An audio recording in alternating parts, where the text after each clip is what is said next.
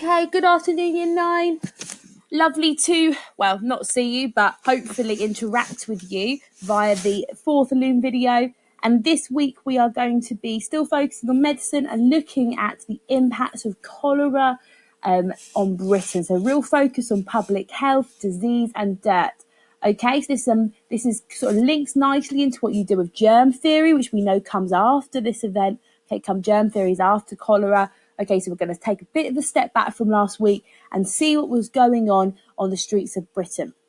So your learning question this week is, what was the impact of cholera on Britain? And your purple learning question, so that's your push one that's making you hopefully really think a bit harder, is how effective were government's reactions to cholera?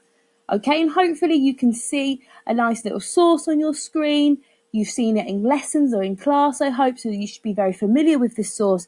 But what I'd like you to be doing is thinking about, what does this image suggest, okay? Or another word that we could use instead of suggest would be infer, okay? So remember, inferences are things we, sort of ideas that we can, and or judgments that we make from sources because with our own knowledge, okay? So what can you see, or what judgments and suggestions and inferences could you make from this source about the sort of public health in towns in the 1800s, okay? And I'm going to be giving you a minute to think about it. I'd suggest you write source A, public health in towns 1800s, in the middle of a mind map or at the top of a page, okay, and start bullet pointing what you can see.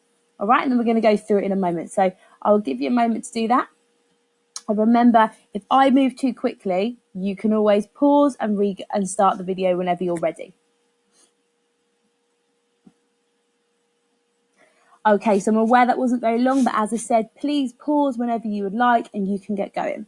So hopefully, looking at this image, we are seeing lots and lots of different things. Okay, so the average age for a working man was 30, okay, and in some places such as Liverpool it's 15. So hopefully you can see from this image, okay, I know it's a very cartoon-like image, but people seem to be quite sort of middle-aged or young, okay. No one seems to be very old there. So hopefully that is giving you the idea that there's actually not a very old living age for people, okay? You also, okay, another fact for you is in Manchester, 1 in every 5 child died before their first birthday. So if you have a little look, and there is a definite focus on the fact that children are playing in the mud and in the dirt and in the street, okay?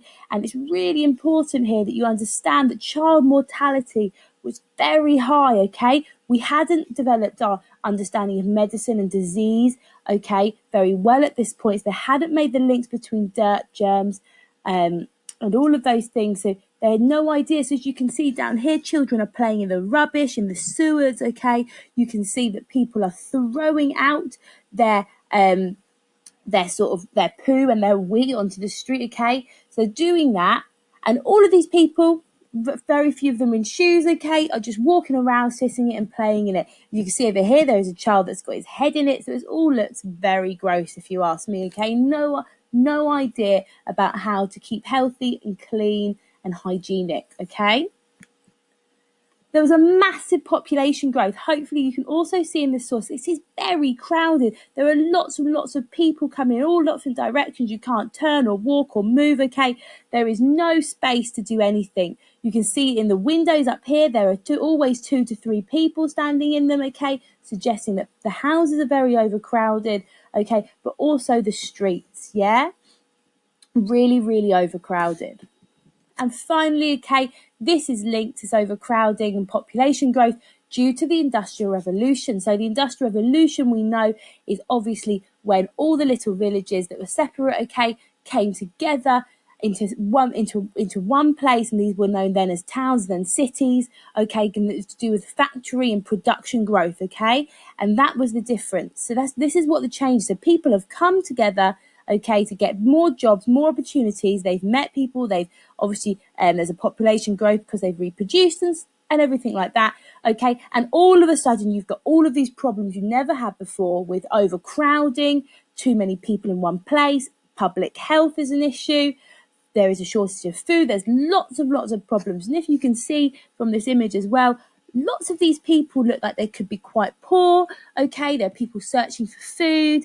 They all look quite dirty. They've got rags on. There's probably only about one gentleman in this picture that might be looking like he's a bit better off than this man here in his top hat as he walks away or through the crowds, okay? So hopefully you can really start to get an understanding or a feel of how chaotic and dirty times were in the 1800s, okay? So making sure you've noted down all of those thoughts on your piece of paper. Now, let's move on then. So just a little bit of extra information for you that you can add to your spider diagram or to your bullet points, okay? So we have people moving into the towns and the cities, okay? We're looking for jobs. We've already mentioned that to do with the Industrial Revolution, okay? And this was caused huge overcrowding, okay? There wasn't enough houses for people. So, for example, in Sheffield, okay, it went from 12,000, a population of 12,000 in 1750 to 150,000 by 1850, okay? So that's a massive, massive increase in a relatively short space of time. Obviously, the government had to try and deal with all of these new people coming into one place. So they built back-to-back housing, okay? And they tried to make the most out of space as they could, but these were really cramped and unhygienic.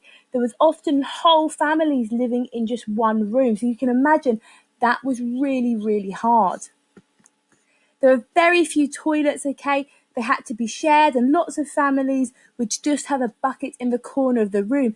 You didn't have all the different sewage systems yet, okay, that were in place, so they didn't really know what to do with manure or human excrement, okay, which is poo and wee. So there was a real problem with what to do with human waste. You had no rubbish collections, okay? So thinking about every week, I'm sure whoever's at home looking after you, or maybe it's you if you're super duper helpful, okay, will be putting out the rubbish at the front of your house once a week to be collected so you can fill up your green and black bins, okay? But this did not happen. You didn't have street cleaners, okay, or sewers. So obviously, you have all this rubbish and no one really knows where to put it. So it just kind of goes on the streets. So as you can imagine, when they go on the streets, you have lots of things like rats, okay, and different type of rodents coming in, and disease and rotten food obviously starts to fester.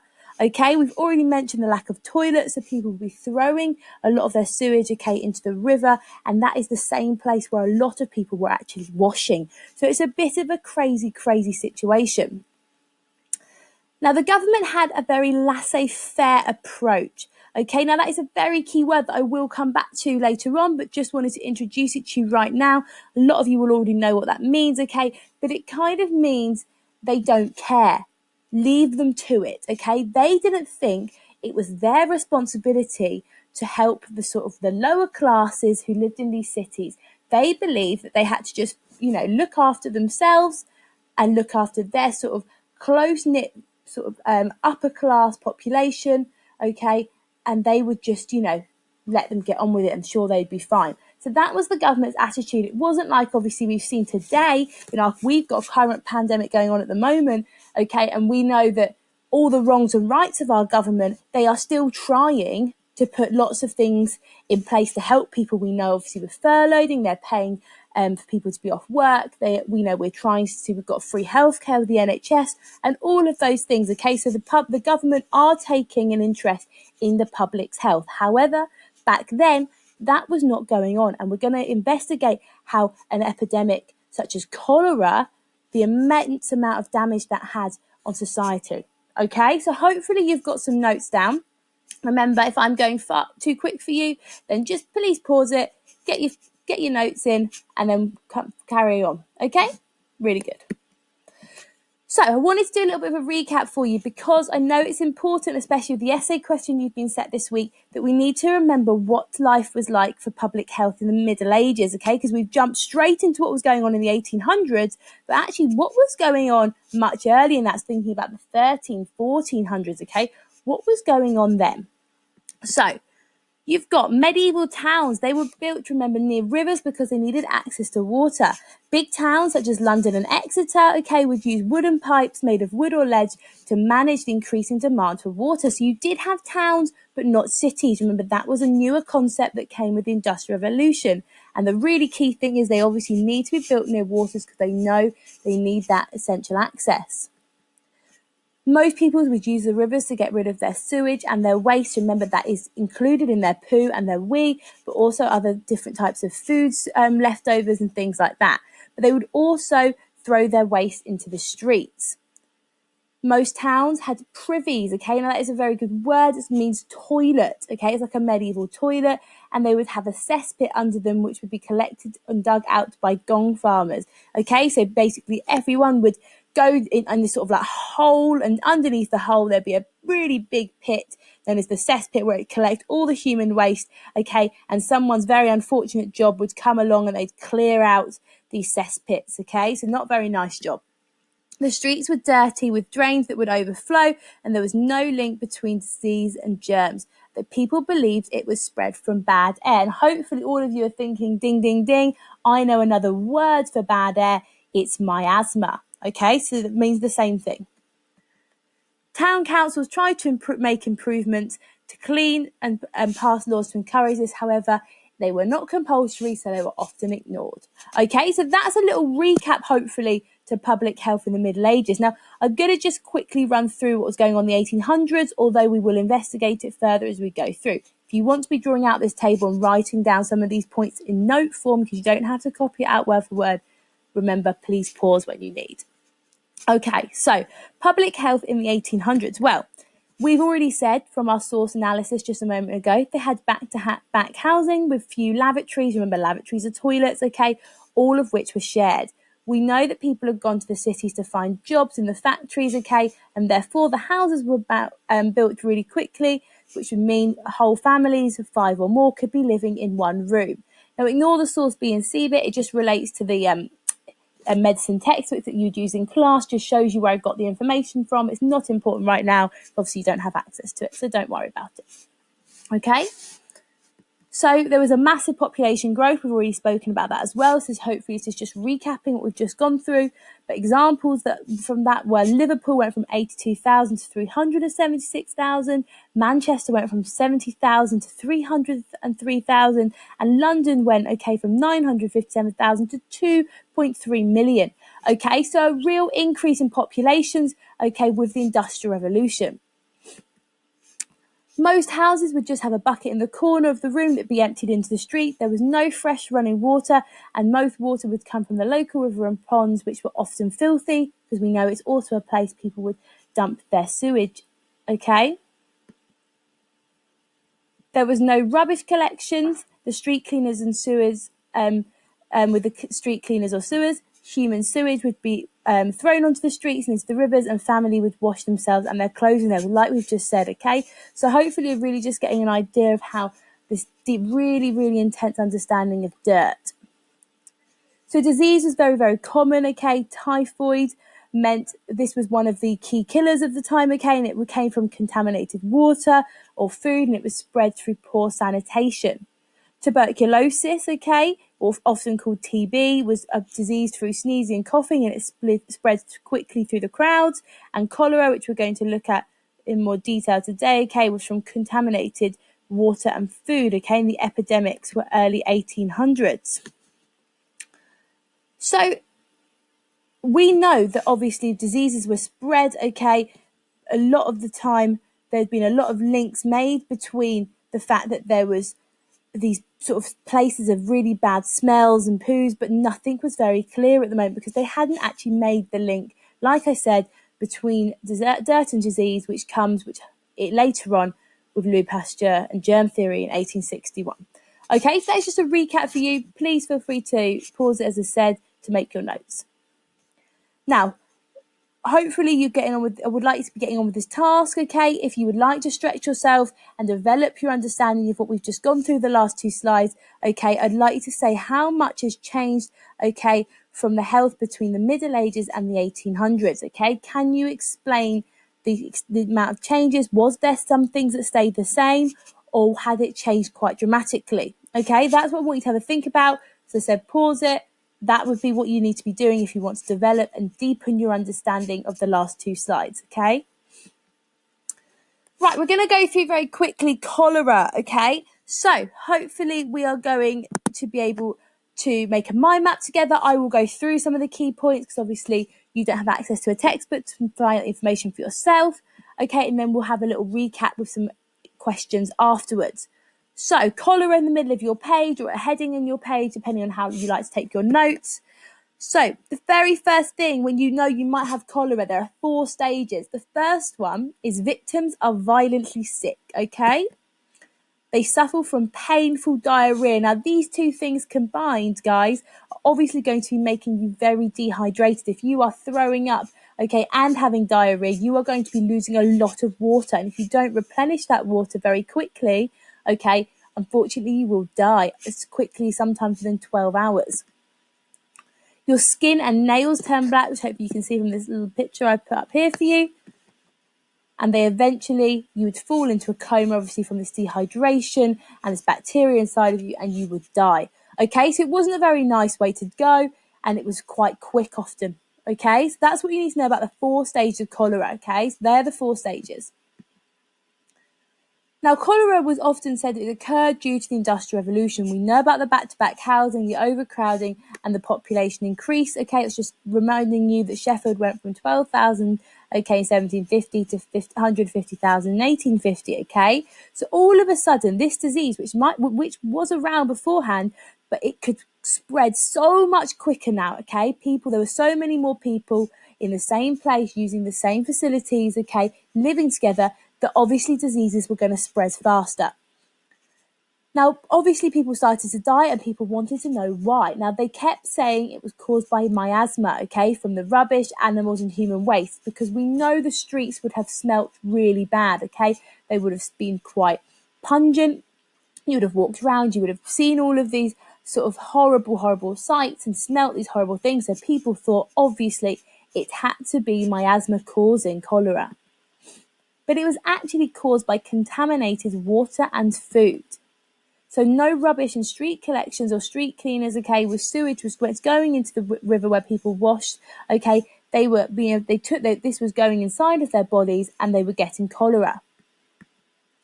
Now, we already know that the government had a very laissez-faire approach to public health and didn't really see it as their sort of duty to deal with it, okay? However, in 1831, an outbreak of cholera killed 50,000 people. It killed so many people that the graveyards actually had to shut because they could not bury the bodies and they couldn't actually make the coffins quickly enough for all these people, okay? So it was a really terrible thing, a massive amount of people. We then had new outbreaks in 1837 and in 38, okay? Now, this continual amount of death that was going on forced the government, okay, to actually do something. They knew they had to do something. So what they did, this gentleman over here, his name is Edward Chadwick, okay, and he in 1839, set up an inquiry, okay. Now this revealed, okay, the problems with the public health in 1842. He showed obviously the sort of overcrowding, the lack of sanitation, the horrible living conditions of these people, okay? And this actually really scared the government because he was able to say, actually, that the working class life expectancy in the countryside was 38, but in the towns and the new cities that were emerging, it was only 19. So you were only expected to live to the age of 19. Now, as you can imagine, that is not very old. You really would hope that your life would be a little bit longer, wouldn't you? Okay, so it kind of scared actually the government, but they still weren't sure whether it was their duty. Okay, so we're gonna look into a bit more detail in whose duty it might be. As I said, make sure you pause to take these notes if you need to. So, little checkpoint for you then. Let's see if we have learnt what we need to know so far. So, why did overcrowding occur is your first question I'd like you to answer. Who led an inquiry in 1913? That's meant to say 1839, my mistake, sorry, in 9.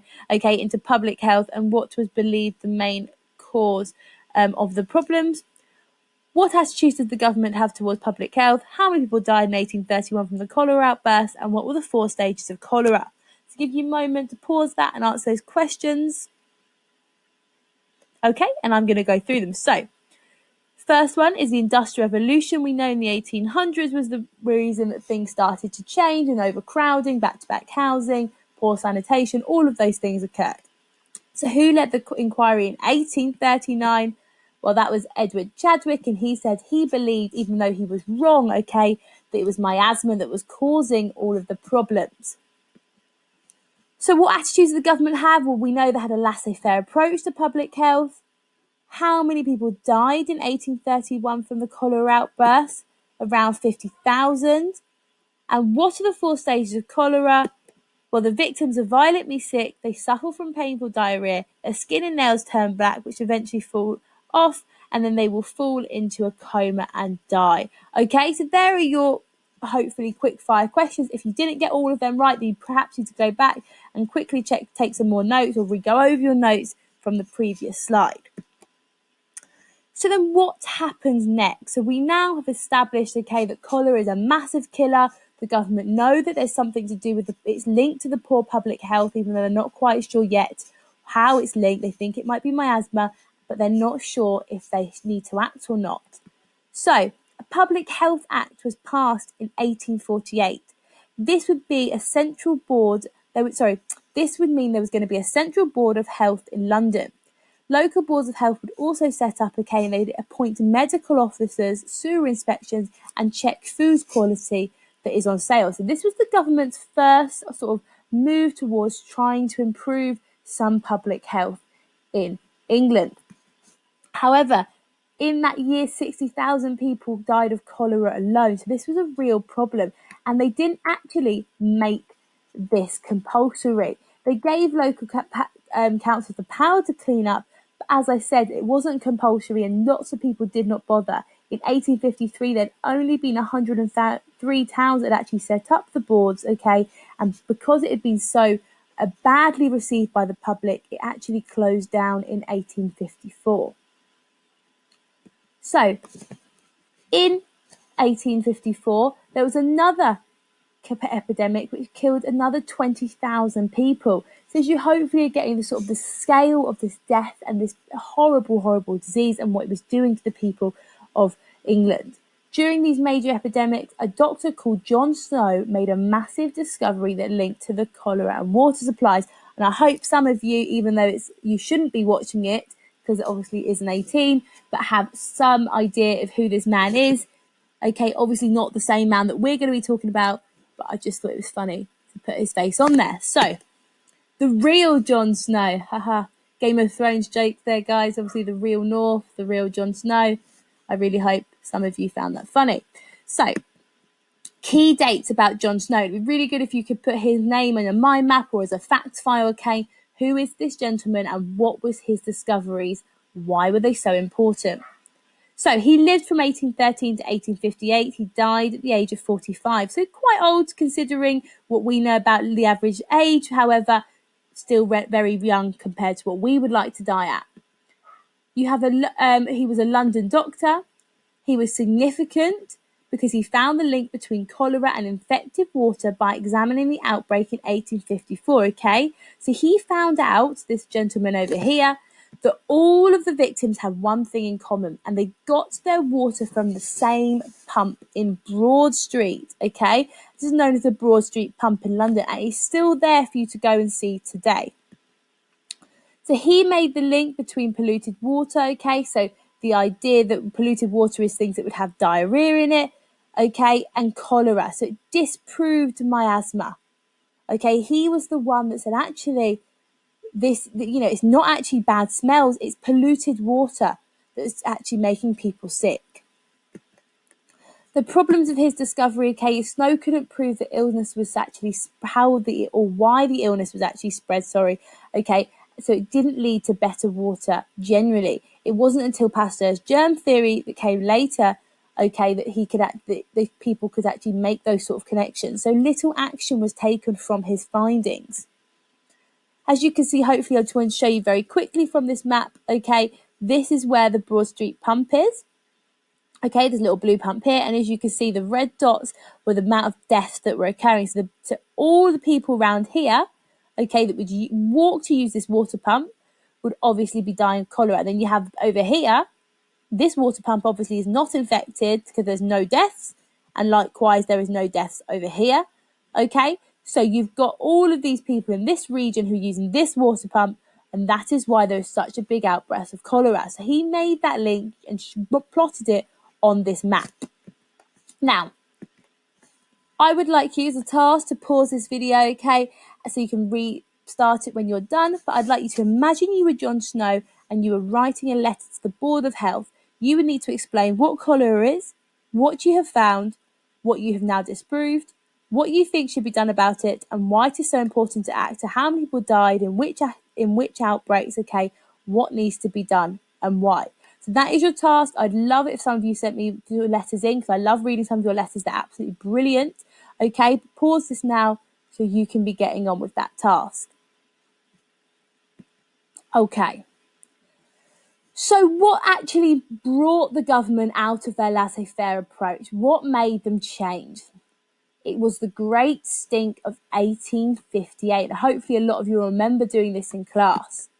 So there was a massive heat wave in 1858, okay? This was caused by all the rubbish and the pollution that was thrown into the River Thames, okay? That was the main source of water throughout London. So people were using this to wash in, to dump their waste in, okay? And it started to clog up and it smelt rotten, especially in the heat, okay? Now, the Houses of Parliament, which we know sit on the very edge of the Thames, it got so bad the politicians in Parliament actually couldn't stand staying in there, okay? They had to leave the city and they could not hold discussions because it smelt so bad, okay? And at that point, when it started to affect them directly, they started to realise something needed to be done.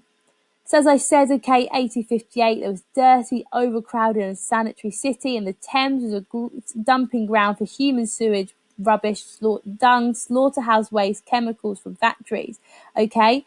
The river's waters were used for clothing, cooking and washing.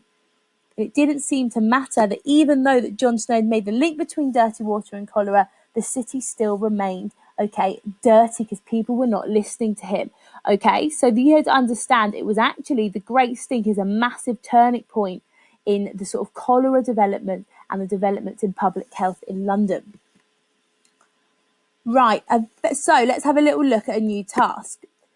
What did the government do? In the summer of 1858, a heatwave caused the filthy River Thames to smell worse than ever. It was so bad the politicians in the House of Parliament had to meet somewhere else. The terrible smell and Jon Snow's discovery scared the MPs into action. London needed a saviour, and the man was Joseph Bazalgette. Bazalgette had been asked to draw up plans for sewers to run under London. He would use the river to take waste out to sea. The MPs gave Bazalgette £3 million in 1858, which is a huge amount of money, okay, if you were to do like today's talking with inflation, and they told him to build 83 miles of sewage. Now, this would take 318 million bricks to do, but remove 420 million gallons of sewage each day, which is phenomenal, okay? So this is their first step, was Joseph Bazalgette. Now, there are 5 questions that I'd like you to be answering. All the answers are right in front of you, so I won't go through them, okay? But it's very important with your note-taking that you have got those 5 points down. Now, as I said, please pause and restart the video whenever you're ready. So what happened next? Well, the sewers were finished in 1866, and that meant the cholera never returned to London. So what an amazing achievement, okay? This improvement in public health had made the government actually want to do more. Now, in 1867, the working class men were given the vote, and these were the men who had suffered the most from the poor and awful living conditions. So the government now had to change their approach. Where before it was only the rich and very privileged people that got to vote, okay, for who the next government were going to be, now that right was given to the very common working class people. And this meant the government had to take an interest and care about these men, okay? So they gave up their laissez-faire approach and they promised the working class if they voted for them, they would improve public health. If you can see here, this is actually an image of the sewers that are still in use today under London. So what an amazing sort of incredible engineering work that Bazalgette did. A little facts box for you, okay? The death rate fell from 39% in 1800 to 18% in 1900. The average age rose from 30 to 50, and the total population rose from 10 million in 1801 to 38 million in 1901. So all of this sort of movement and helping clean up the streets, okay, these important discoveries from Chadwick, Snow, and the work of Bazalgette have finally made an improvement to public health. Another 5 questions there for you to be getting on with, okay? As I said, the answers, those are right in front of you on your screen, but it's just to help direct you with your note-taking about the important stuff you should be getting down. Please pause this video as long as you need and then play. So, a little review of everything we've done so far in this, because we're coming to the end of our lesson today, okay? So I'd like you to create a storyboard or a flow diagram to explain the progresses made in public health over the 19th century. And I would love more than anything to see these, because some of you are incredible drawers, okay? And you do some brilliant stuff. To include in this storyboard, there are 7 different points. I would like you to, number 1, the state of the cities in the 1800s, so the back-to-back housing. 2, the cholera outbreak, so the amounts of deaths that were caused in the 1830s. Number 3, Edward Chadwick's report. What did he discover? What was the average living age, okay? And also, what did he think, even though he was wrong, caused cholera? What was the first public health act the government did to respond to Chadwick's report? What did John Snow discover with the Broad Street pump? What did the Great Stink do for the improvements in public health? What was it? Why was it a turning point?